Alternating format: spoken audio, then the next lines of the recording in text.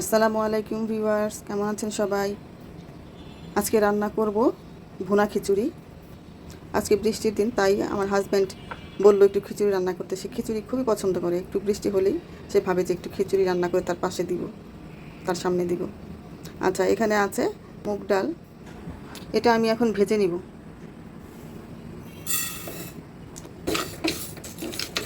আর আরেক চুলায় আমি গরম পানি বসিয়ে দিয়েছি। ভেজে কিছুক্ষণ ভিজিয়ে রাখবো, যেহেতু মুগ ডালটা একটু সেদ্ধ হতে বেশি সময় লাগে।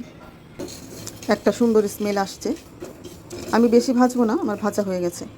এখন আমি এটাকে পানি দিয়ে 10-15 মিনিট ভিজিয়ে রাখবো। 15 মিনিট পরে আবার ফিরে আসছি। আর এই 15 মিনিটে খিচুড়ি রান্না করতে যা যা লাগবে সেগুলি সব প্রস্তুত করছি। আমি এখানে নিয়েছি একটু গাজর কুচি, আলু কুচি, চিচিঙ্গা কুচি, 3টে কাঁচামরিচ। কাঁচামরিচের দেখুন মাথাটা একটু শুধু চিড়ে দিয়েছি। পেঁয়াজ কিন্তু আমি এখানে 2 রকম করেছি। একটা হচ্ছে মোটা করে, আর একটা একটু একটু চিকন চিকন করে। মোটাটা আমি পরে দিব, চিকনটা দিয়ে আমি রান্না শুরু করব। তারপরে নিয়েছি কিছু মটরশুঁটি, এগুলো আমার ফ্রিজে রাখা ছিল তাই এরকম। আর কিছু আস্ত রসুন, আমাদের দেশি রসুন আছে না, সেই দেশি রসুনের কিছু কোয়া। আমার চাল ধোয়া শেষ, কিন্তু এখানে একটা জিনিস আপনাদের আমি দেখাবো। এই চালটা দেখুন, এই চালটা কিন্তু আপনার পোলাওর ভাঙা চাল, আমরা যেটাকে খুদ বলি আর কি, খুদের চাল। খুদের চাল দিয়ে খিচুড়িটা কিন্তু অনেক মজা হয় রান্না করতে পারলে। এখানে আছে লবণ স্বাদ মতো, জিরে গুঁড়ো, গরম মশলা, তারপরে আছে শুকনো মরিচ, এটা আদা রসুন পেস্ট একসঙ্গে পেস্ট করা, 2টো এলাচি, আর হচ্ছে তেজপাতা। আর এখানে আমি নিয়েছি, এখানে আছে বেরেস্তা করা পেঁয়াজ। আমি একটু বেশি করেই বেরেস্তা করে রাখি যাতে 1 সপ্তাহ ভালোভাবে খাওয়া যায়। আর এখানে আছে ঘি। শুরু করছি আমার রান্না। তেল ঢেলে দিলাম। তেল আমি খুব কম খাই। এটা দিয়ে আমি রান্না করব। পেঁয়াজটা 3 পর্বে আমি ব্যবহার করব। এখন একটু ভেজে নিব।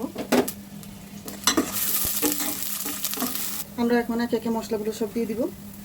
2টো তেজপাতা দিয়ে দিলাম, আদা রসুনের পেস্টটা দিয়ে দিলাম, একটু ভেজে নিব। অন্যান্য মশলাগুলো দেওয়ার আগে আমি একটু পানি দিব। এখনকার মশলাগুলো হচ্ছে ড্রাই, এর জন্য আগে আমি গরম পানিগুলো দিই। তারপর মশলাগুলো দিয়ে দিলাম। কষানো হয়েছে কিনা দেখি একটু। পানি আছে এখন পর্যন্ত, আর একটু কষাতে হবে।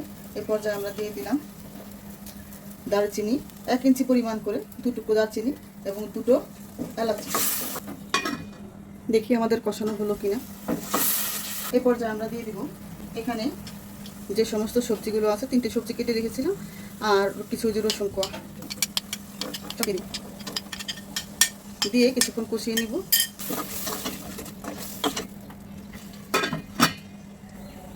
এখন আমি ডালটা দিয়ে দিব,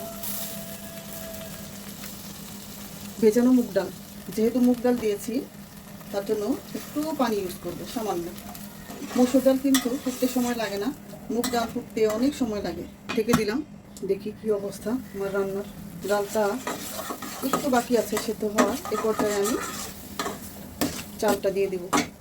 চাল, মসুর ডাল, শুকনো মরিচ 2টো দিয়ে দিব,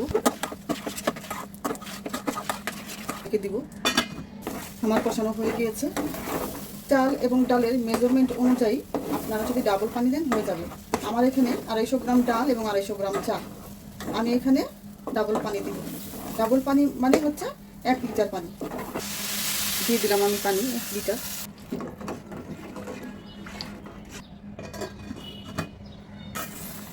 আমার খিচুড়িটা ফুটে উঠেছে।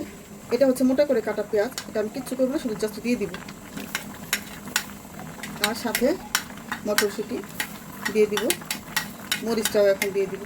তারপর একটু নেড়ে চেড়ে ঢেকে দিব। আমার খিচুড়ির কী অবস্থা একটু দেখে নিই। এখন চুলার আঁচটা কমিয়ে দমে দিতে হবে। এবার আমি খিচুড়িটার মধ্যে একটু ঘি দিব, বেশি না, আমি বেশি ঘি খাই না।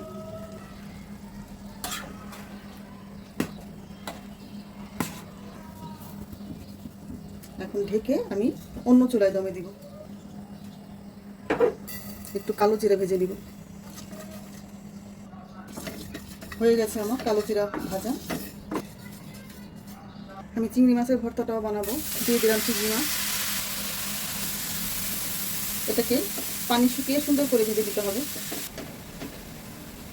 আমার মাছ ভাজাটা হয়ে গিয়েছে, এখন আমি নামিয়ে নিব। খুব সুন্দর হয়েছে, দারুণ একটা স্মেল আসছে। বেরেস্তা দিয়ে ঢেকে দিব।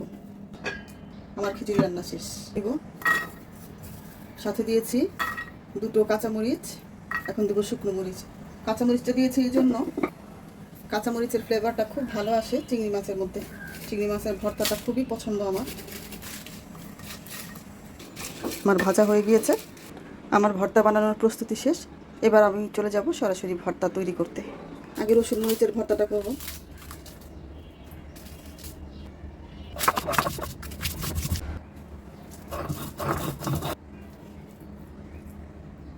কাঁচামরিচ 2টো বেটে নিলাম। এখন করব চিংড়ি মাছের ভর্তা।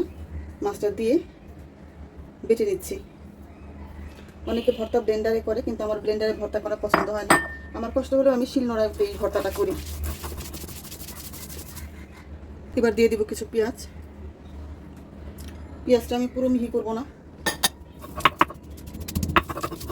আধা ভাঙ্গা করে পেঁয়াজটা আমি ভর্তার মধ্যে দিব। হয়ে গেল আমার চিংড়ি মাছের ভর্তা। কালো জিরা নিলাম, একটু লবণ নিলাম।